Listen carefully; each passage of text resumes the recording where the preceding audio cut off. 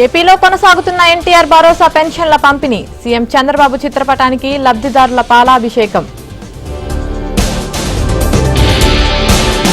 YCP ప్రభుత్వం రాష్ట్ర బ్రాండ్ను దెబ్బతీసింది, పెట్టుబడిదారులు భయపడుతున్నారన్న చంద్రబాబు. ఋషికొండ ప్యాలెస్ కట్టి 100 కోట్లు వృధా చేశారు, వ్యవస్థలను వైసీపీ నాశనం చేసిందన్న పవన్ కళ్యాణ్. ఈ నెల 4న ఢిల్లీకి సీఎం చంద్రబాబు, బడ్జెట్తో పాటు రాష్ట్ర అంశాలపై కేంద్రంతో చర్చ. గవర్నర్ రాధాకృష్ణన్తో సీఎం రేవంత్ రెడ్డి భేటీ, అసెంబ్లీ అంశాలు, బిల్లులపై చర్చ. తెలంగాణ హైకోర్టులో కేసీఆర్ కు ఎదురుదెబ్బ, విద్యుత్ కమిషన్ పై రిట్ పిటిషన్ కొట్టివేత. రెండో రోజు పోలవరంలో కొనసాగుతున్న నిపుణుల పర్యటన, ప్రాజెక్ట్ పనులను పరిశీలిస్తున్న విదేశీ బృందం.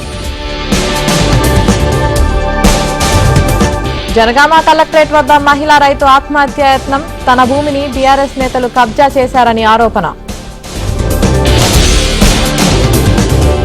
తెలంగాణ రాజ్భవన్ వద్ద విద్యార్థి సంఘాలు ఆందోళన, నీట్ పరీక్షలో కేంద్రం తీర్పును తప్పుపడుతూ నిరసన. నెల్లూరు జిల్లా గంగపట్నంలో వైసీపీ రౌడీ మూకల దాష్టికం, ఓటమి అక్కసుతో జనసేన కార్యకర్తలపై దాడి. తిరుపతి జిల్లా పీలేరులో ఉద్రిక్త వాతావరణం, టీడీపీ బ్యానర్లు చింపివేసిన ఆగంతకులు. ఇవాళ ఏపీ టెట్ నోటిఫికేషన్ విడుదల, రేపటి నుంచి అప్లికేషన్ల స్వీకరణ. ఏలూరు జిల్లా పొంగుటూరులో విరిగిపడ్డ మట్టి పెళ్లలు, మట్టిలో కూరుకుపోయిన 3 కార్మికులు. నాగర్ కర్నూలు జిల్లా వనపట్లలో విషాదం, భారీ వర్షానికి ఇంటి మిద్దె కూలి 4 మృతి. అశ్వరావుపేట ఎస్ఐ ఆత్మహత్యాయత్నం, కారణాలపై ఆరా తీస్తున్న పోలీసులు. సిద్దిపేట జిల్లా కొమరువెల్లిలో యువకుల వీరంగం, గంజాయి మత్తులో భక్తులపై దాడి.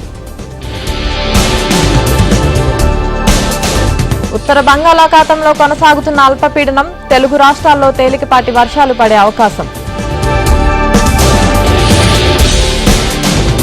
నీట్ అంశంపై చర్చకు స్పీకర్ నిరాకరణ, లోక్సభ నుంచి విపక్షాల వాకౌట్. రాజ్యసభలో అధికార విపక్షాల మధ్య మాటల యుద్ధం, ఎన్నికల ప్రసంగాల్లో ప్రధాని విద్వేషాలు రెచ్చగొట్టారన్న ఖర్గే. తుఫాన్ కారణంగా బార్బడోస్ లో చిక్కుకున్న టీమిండియా, విమాన రాకపోకలు నిలిచిపోవడంతో హోటల్లోనే రోహిత్